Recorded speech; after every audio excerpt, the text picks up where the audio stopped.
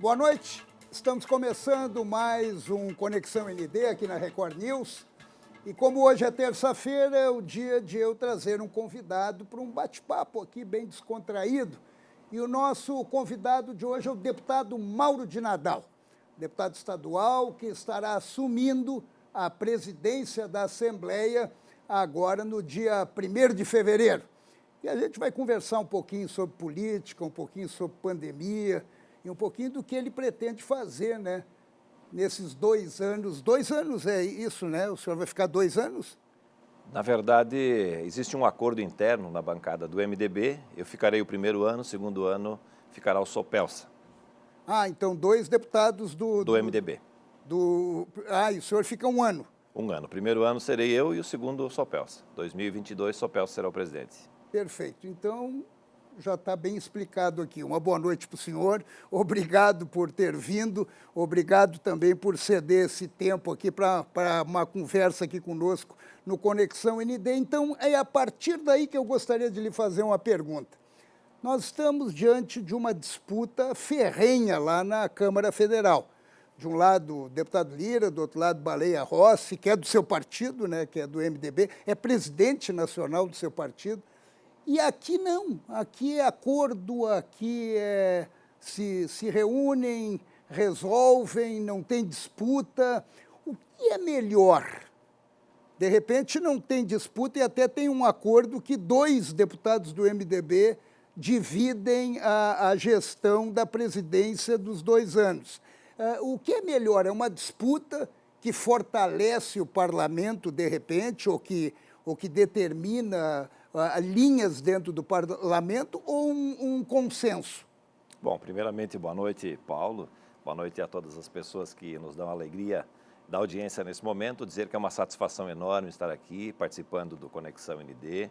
É uma alegria, né, poder conversar com o catarinense, mas, acima de tudo, discutir assuntos tão importantes para Santa Catarina e, acima de tudo, para a vida dos catarinenses.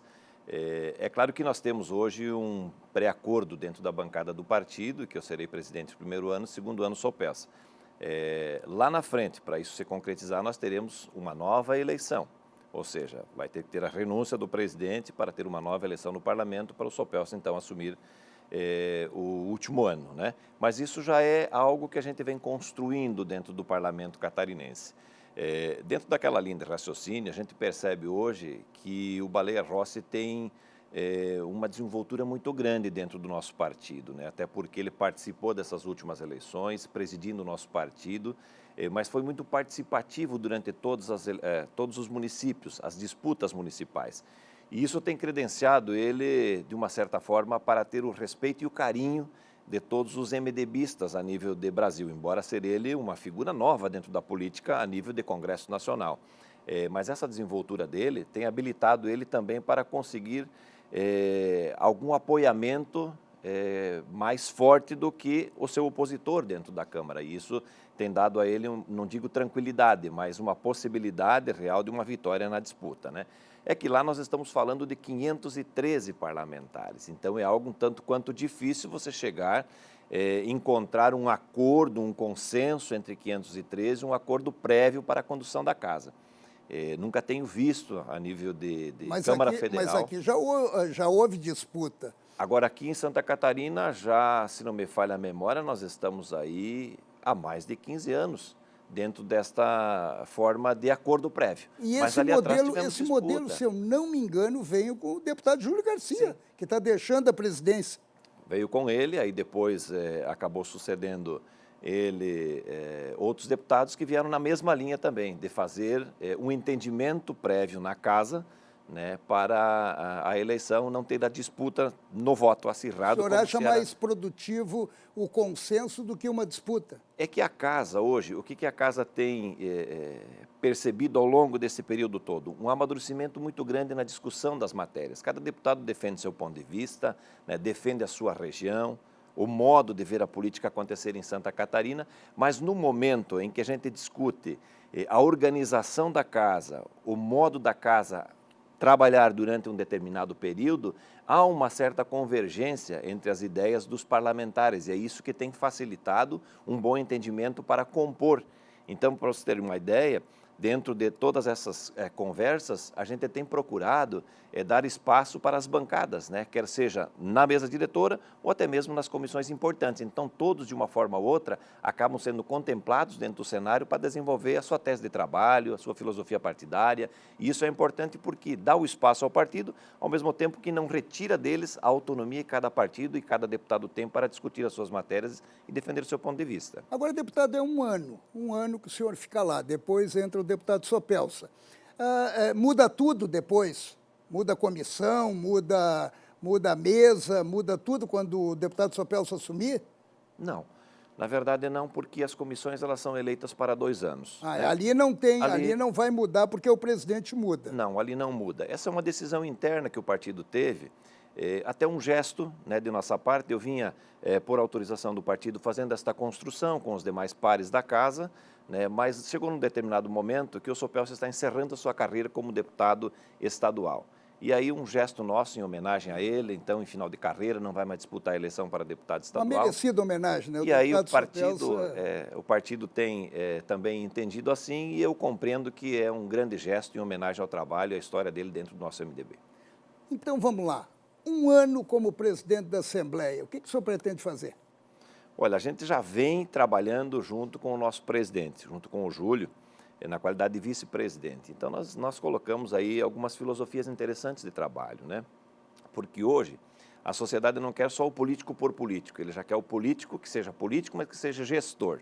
Então, nós procuramos, ao longo desse período, fazer uma boa gestão da casa, né? E essa gestão passou por economias, passou por algumas adaptações, dentre as quais nós estamos agora num processo de transformação de toda a parte de informática da casa, ou seja, nós vamos, com o tempo, e isso é a curto prazo, eliminarmos o papel. Isso já vai trazer uma economia muito grande para a Assembleia Legislativa, porque lá, basicamente, hoje funciona tudo em duplicidade. É a parte informatizada, mas também a parte do papel. Então, a gente já vem... Não conseguiram se descolar ainda. Então, agora nós estamos nessa implementação de um novo sistema que vai facilitar. Então, nós vamos continuar fazendo esse trabalho de gestão. Economia, otimizar aquilo que nós já temos dentro da casa, né? Fazer um aproveitamento ainda maior dos servidores que nós já temos dentro do quadro, para evitar que a gente precise aí fazer grandes contratações ao longo do tempo para essas adaptações todas. E também, paralelo a isso, né, uma sintonia muito grande com as necessidades dos catarinenses, que é algo que a gente tem marcado muito ao longo desses dois anos. Se nós pararmos para analisar, a Assembleia quase sempre saiu na frente de todos os encaminhamentos importantes que Santa Catarina exigia ao longo deste período difícil que foi o ano de 2019. Pois é, a Assembleia foi protagonista em vários temas e temas importantíssimos aqui para o Estado.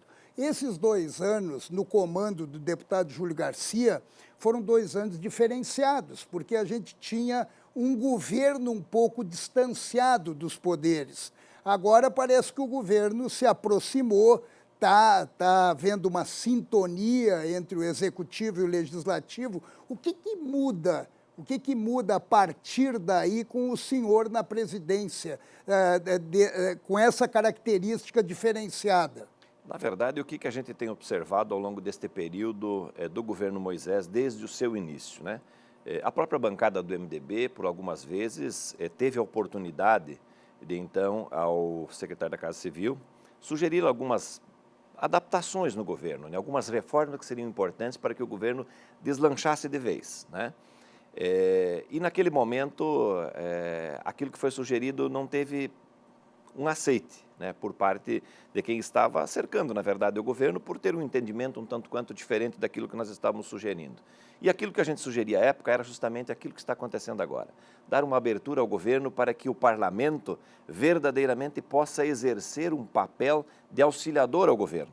Porque os 40 deputados que estão lá na Assembleia não são 40 deputados que estão como oposição ao governo, são 40 deputados que representam as mais variadas regiões de Santa Catarina, mas todos preocupados em ajudar o governo a fazer um governo que seja bom para Santa Catarina. Então, esta é a grande filosofia. E nós trabalhamos ao longo desses 2 anos nesta tese, de tentar ajudar, de tentar abrir o governo para essas possibilidades de uma boa parceria com as instituições e com os poderes, né?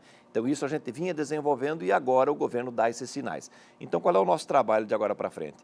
É justamente fazer com que a Assembleia Legislativa possa ser mais participativa ainda nesses processos decisórios de políticas importantes para Santa Catarina, né? A exemplo do protagonismo que nós exercemos em várias áreas ao longo desses 2 anos, mas foi um protagonismo quase que independente, não foi um sintonizado com o governo de Santa Catarina. Então, agora com essa abertura, nós vamos conseguir fazer um trabalho ainda melhor para os catarinenses, fazendo este diálogo muito mais franco, aberto, direto com o governo, porque essa é a intenção de todos os pares da casa.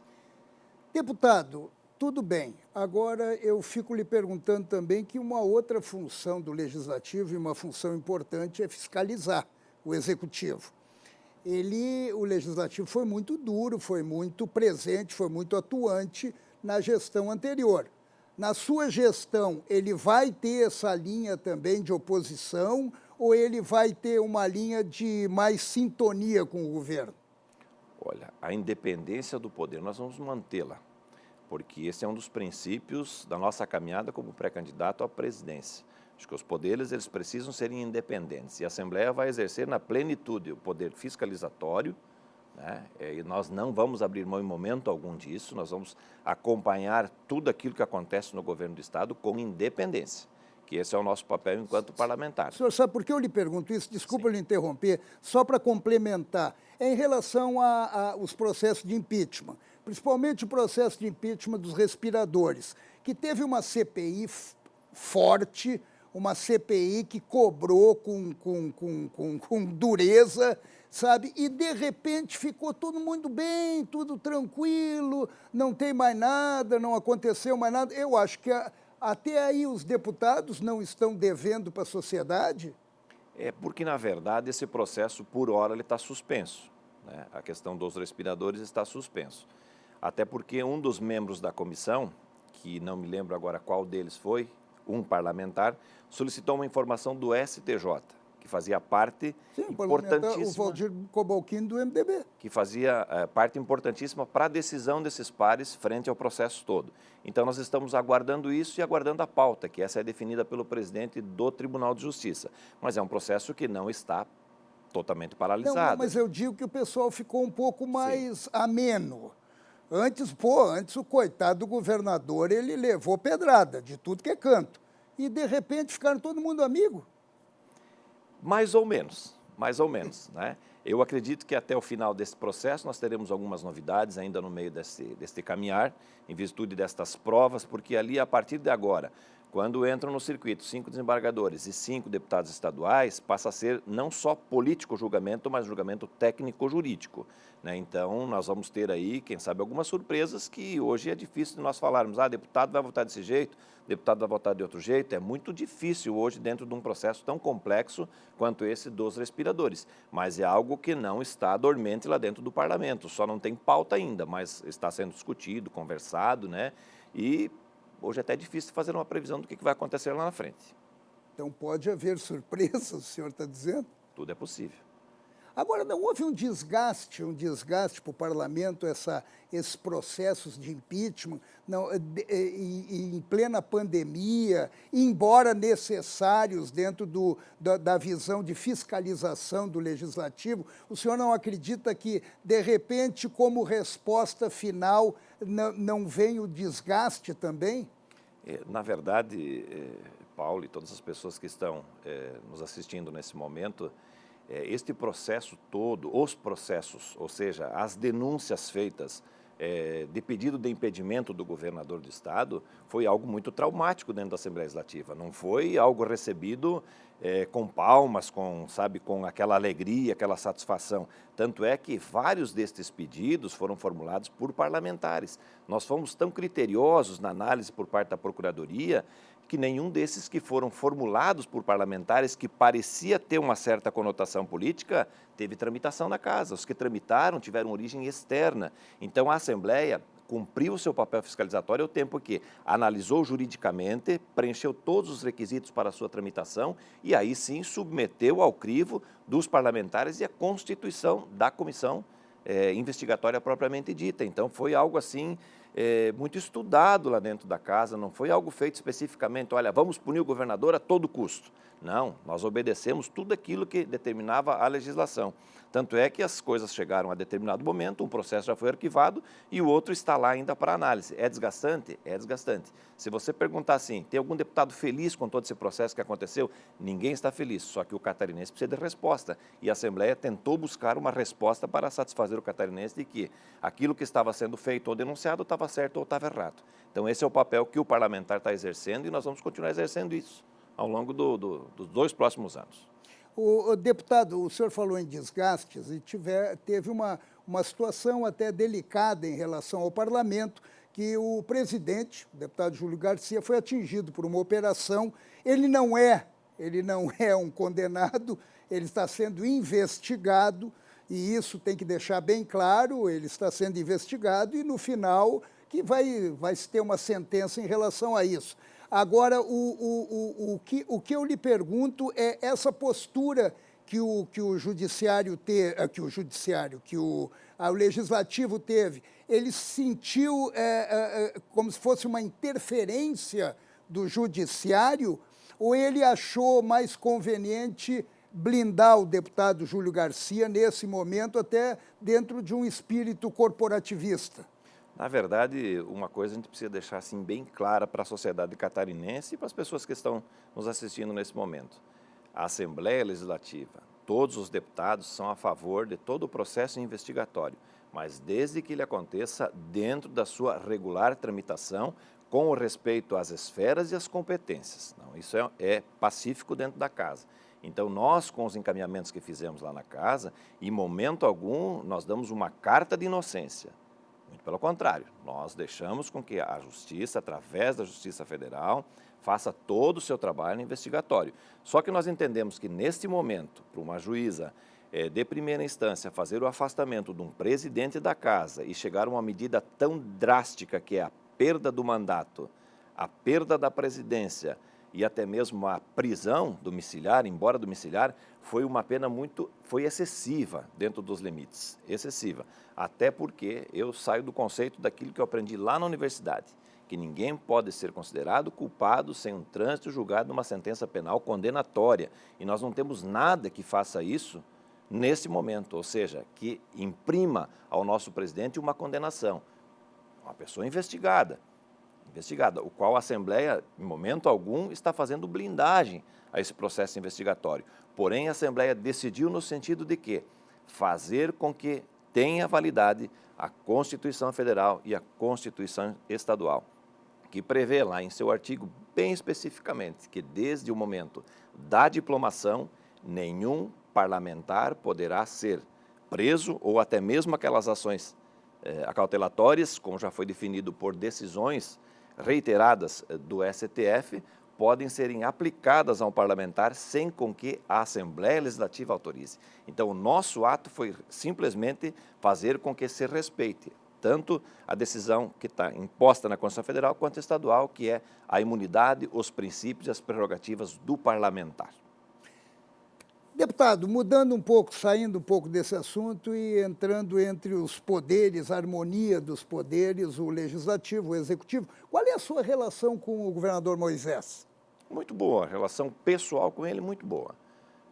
O governador tem sido uma pessoa assim muito atenciosa, tem dado atenção. Isso não aconteceu quando nós falarmos o seguinte, relação governo com parlamento.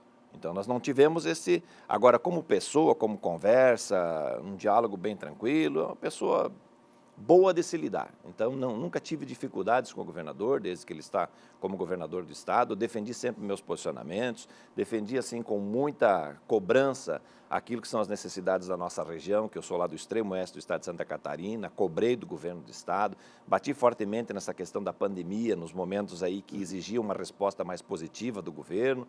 E o governo tem recepcionado isso e muitas vezes com essa cobrança, por nós sermos a voz da base, essa cobrança tem encontrado eco no governo do Estado. Então, no relacionamento com ele não vejo problema algum. Que nota o senhor dá para o governo do Estado em relação ao enfrentamento do coronavírus? Olha, eu dou tranquilamente uma nota 7. Então, o governo não está tão bem como se imagina. Por que o 7? Olha, eu acho que muitas coisas elas poderiam ter acontecido de forma diferente. O que faltou naquele momento é aquilo que eu disse antes, faltou um diálogo mais presente. Prefeitos com governador, deputados com governador, não para cobrar, mas sim para discutir estratégias, o que é melhor para Santa Catarina para fazer o enfrentamento, porque eu acredito, assim, com todo o meu coração e também essa pouca experiência que eu tenho de estrada já como parlamentar e como prefeito. Se essa conversa tinha sido estabelecida lá no início, mais ampla, mais aberta, mais participativa, não só homologatória, como muitos reclamaram, ia ser diferente. O governo não ia entrar naquele barco furado dos respiradores, o governo não ia entrar naquele barco furado daquele hospital campanha e muitas outras coisas poderiam ter acontecido de forma mais barata, mais ágil e deixasse o cidadão catarinense um pouco mais seguro de que no momento que precisasse de uma UTI ele teria o espaço. Então aquele inicial ali foi muito ruim para o governo, muito ruim para o governo e para a sociedade de Santa Catarina. Então ali que eu debito um pouco a nota que poderia ser, quem sabe, melhor. Deputado, hoje a gente ouve muito e é uma pressão muito forte, as pessoas comentam muito sobre isso, são os privilégios e os benefícios dos parlamentares. Inclusive, em Brasília, tem agora um projeto, uma PEC, para acabar com os penduricalhos. E por cerca de 6 ou 7 deputados nossos representantes, 16 até votaram, até assinaram essa PEC. O senhor acha que realmente existem muitos benefícios ou alguns privilégios que deveriam ser cortados em relação ao que recebem os parlamentares? Ou o senhor acredita que dentro do que acontece atualmente não está no limite, está aceitável, está compreensível? Só que eu gostaria que o senhor respondesse isso daqui a pouquinho. A gente vai fazer um intervalo rapidinho e já volta para falar de privilégio e penduricalho. É rapidinho, a gente já está de volta daqui a pouquinho com o deputado Mauro de Nadal, futuro presidente da Assembleia Legislativa de Santa Catarina.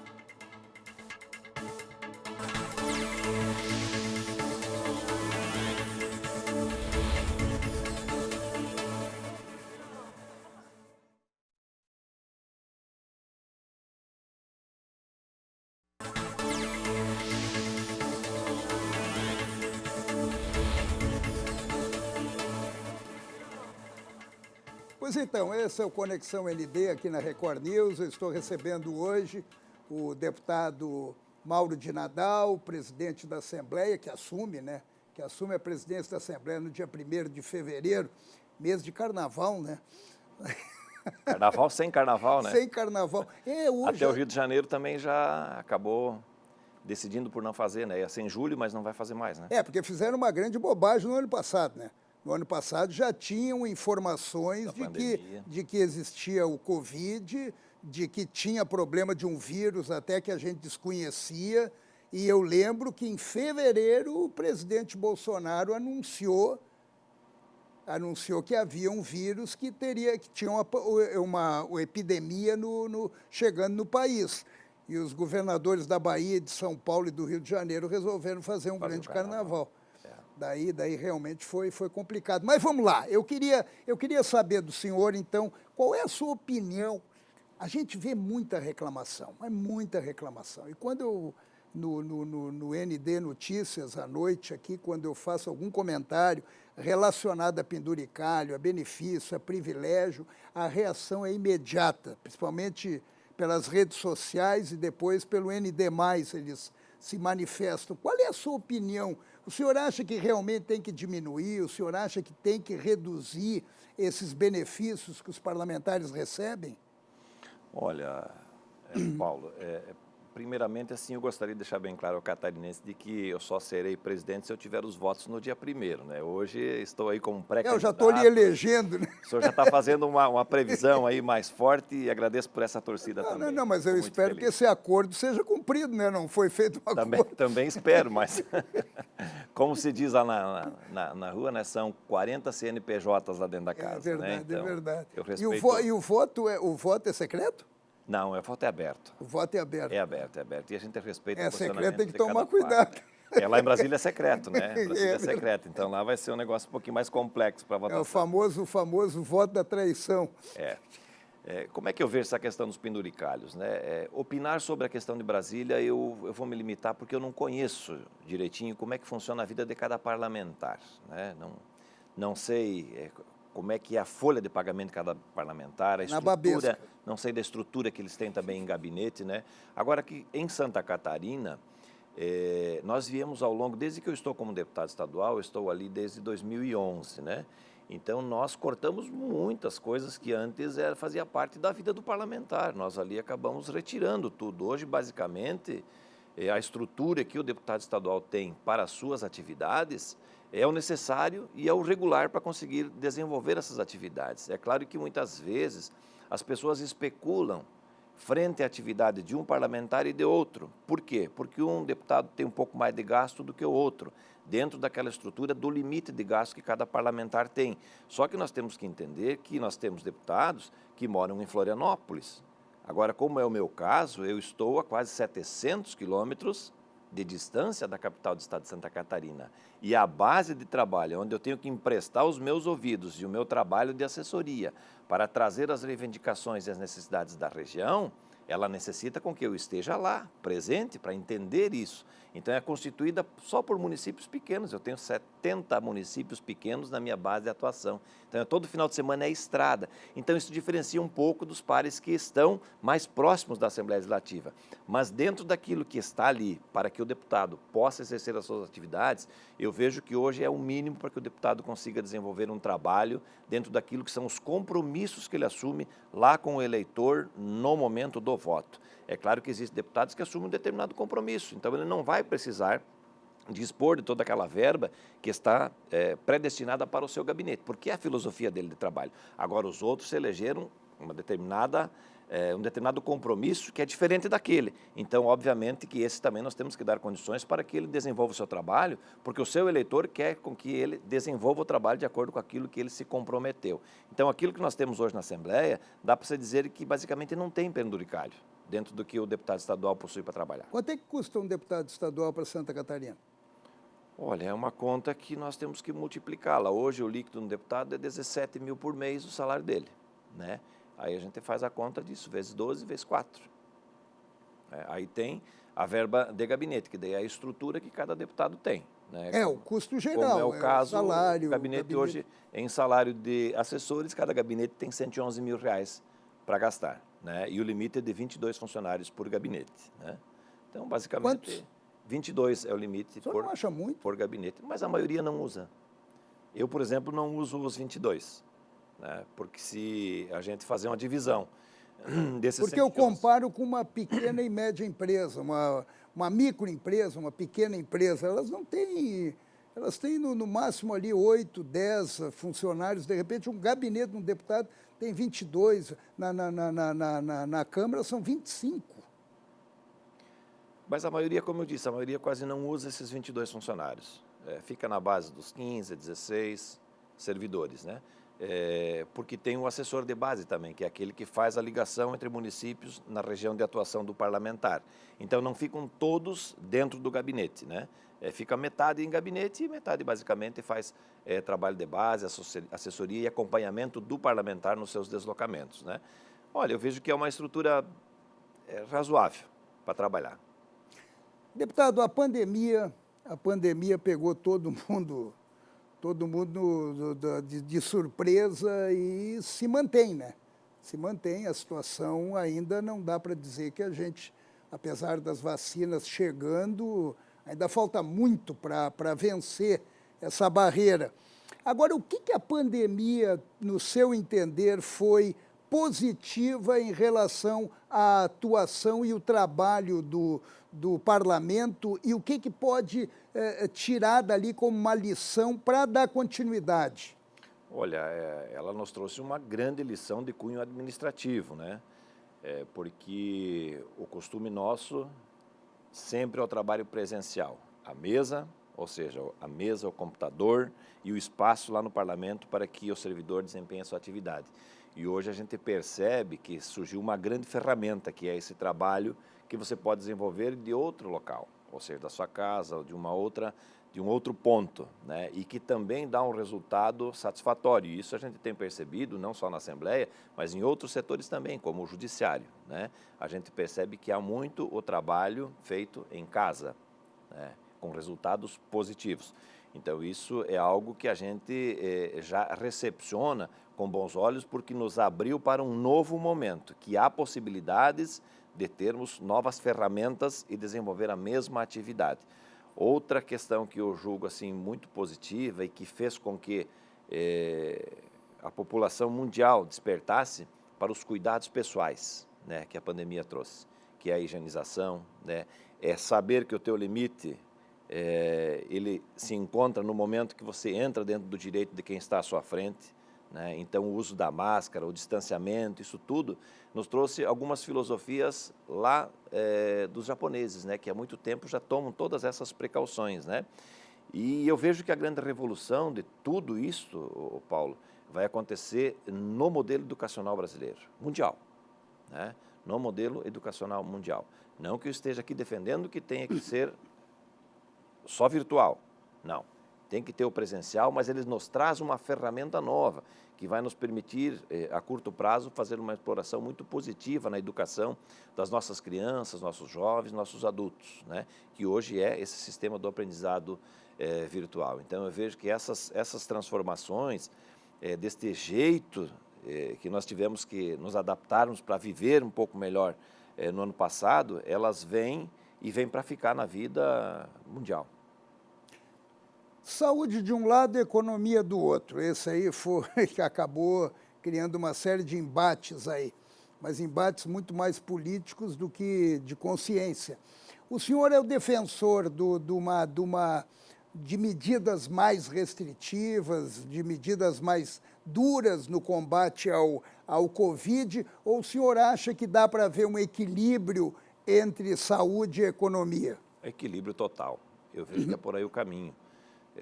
Nós não podemos retirar, né, este poder de desenvolver, de fazer com que a economia cresça. E isso é muito típico do nosso catarinense, né? O nosso catarinense é muito empreendedor. E o Estado ele não pode fazer essas limitações, a exemplo do lockdown, né? Nós não podemos mais adotar medidas dessa natureza em Santa Catarina, até porque nós todos sabemos que o processo de contaminar, o processo de fazer com que essa doença tome proporções incontroláveis, ela depende de cada um de nós, ela não depende lá da empresa, que pode, dentro de todos os sistemas, fazer as suas adaptações e manter as suas atividades normais de trabalho. Então, nós temos que adotar as medidas preventivas, sim. Por exemplo, a não aglomeração, né, que é aquilo que já vem se martelando há muito tempo, né? Evitar essas festas que eram muito comuns, né? Em todo o estado, isso faz parte da cultura do sul do nosso país, né?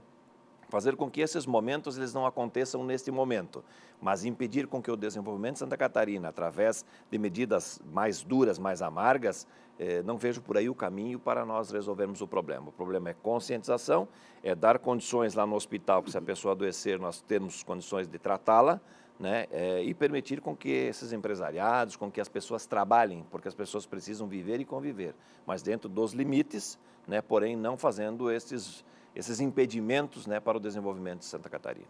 A gente viu durante a pandemia também alguns focos que devem ter uma visão mais abrangente, mais direta, né? E um deles é a saúde. A saúde sempre foi um problema, sempre foi uma dificuldade. O senhor acredita que a partir de agora também vai mudar o conceito do tratamento com a saúde? Olha, eu acredito que sim, porque quando nós brigávamos por mais recursos em saúde, a filosofia sempre era, se nós colocarmos na saúde, vai faltar nas outras áreas. E hoje a gente percebe que se colocou mais recursos na saúde e as outras áreas continuam caminhando. Então, no momento em que saúde for prioridade, como está sendo agora, né, tratada da forma como está sendo agora, nós vamos ter uma saúde de mais excelência, que é o que todo mundo quer. A população não pede muito dos governantes, ela pede condições para trabalhar, saúde, né, e uma educação de qualidade. É o que o povo pede, é o que mais que o povo cobra. E saúde tem sido uma das bandeiras sempre entre as prioridades de todos os governantes que se elegeram, desde que eu tinha cabelo ainda. Desde que lá atrás eu ainda nem me imaginava ser prefeito lá da minha pequena cidade, que é Cunhaporã, lá no extremo oeste de Santa Catarina. Sempre saúde foi Saúde sempre estava em pauta. Sempre em pauta e sempre prioridade. E agora os governos, tanto federal, estadual quanto municipal, percebem de que dá para se fazer bastante com os recursos que tem. E eu acredito que nós vamos mudar muito o foco de investimento por parte do governo de Santa Catarina nesta área, que é a área da saúde dos catarinenses. Nós temos grandes gargalos ainda para fazer enfrentamento em Santa Catarina. E nós, deputados, temos conscientização disso. E vamos ser parceiro do governo ao tempo que vamos cobrar do governo também atitudes, né, mais voltadas para a recuperação desses prédios públicos que tratam da saúde do catarinense. Nós temos casos que necessitam de ampliação, de reforma, de melhoria, de equipamentos, né? Nós temos modelos importantes em Santa Catarina que o governo precisa observar, e cito dois bem clássicos, que é o Hospital Regional de São Miguel do Oeste e o de Chapecó, que não são diretamente vinculados com servidores do Estado de Santa Catarina, mas que de forma econômica dão um resultado muito positivo frente àquilo que se repassa de recursos para esses dois hospitais, comparado com outros hospitais dentro de uma demanda per capita. Então, isso são modelos que o Estado precisa despertar para isso, modelos que dão certo, que são mais econômicos e dão um resultado muito positivo para a sociedade. Então, eu vejo que, não só aqui em Santa Catarina, mas o Brasil vai repensar o seu modelo de saúde a partir desse momento da pandemia. Tomara, né? Tomara, porque nós tivemos alguns exemplos lamentáveis, né, no decorrer da pandemia, com a liberação de recursos e desvios de recursos em plena pandemia, com mortes, e realmente é lamentável isso.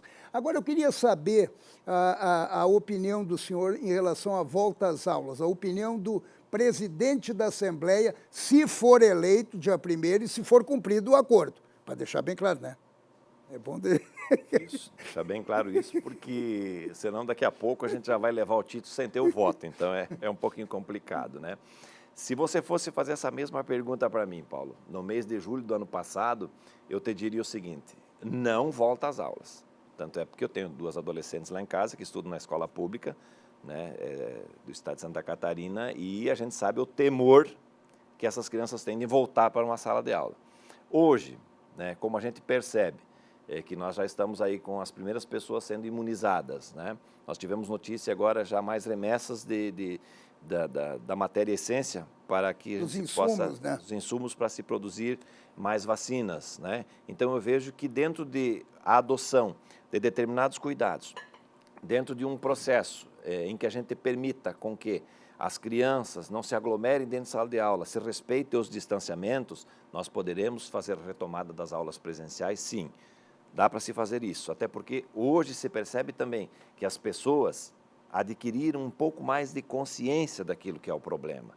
Porque até tempos atrás, a grande briga, e ainda hoje em alguns lugares, porque tem uns que se empoderam, eles acham que eles nunca vão contrair o vírus e mesmo não vão transmitir, mesmo se contrair, não transmite para ninguém, né? Então essas ainda não despertaram para o momento, mas a grande maioria já despertou e sabe que o distanciamento, os cuidados é necessário. E nenhum pai vai mandar as crianças para a escola sem com que esta criança esteja segura de que ela está protegida, né, que ela tem os meios necessários de proteção e que será respeitado esses distanciamentos. Então, eu vejo que, atendendo esses critérios, é possível, sim, a retomada da aula presencial.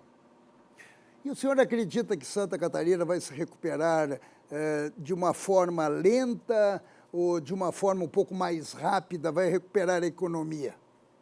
Eu entendo que Santa Catarina vai recuperar de forma rápida, porque nós temos um setor que se desenvolve a passos largos em Santa Catarina, que é o agronegócio. E eu venho desta vertente, que é do agronegócio.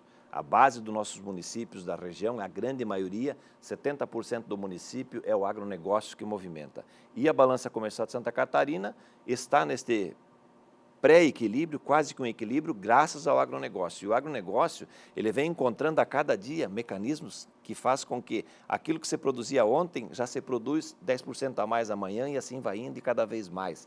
Graças a essa abertura que eles têm de busca de tecnologia e, acima de tudo, do agricultor acreditar que isso dá certo e dá resultado.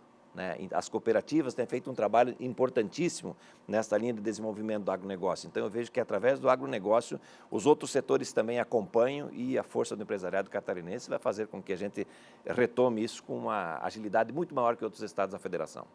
Deputado, a gente está encerrando, infelizmente, mas eu queria lhe fazer uma última pergunta, uma pergunta rápida.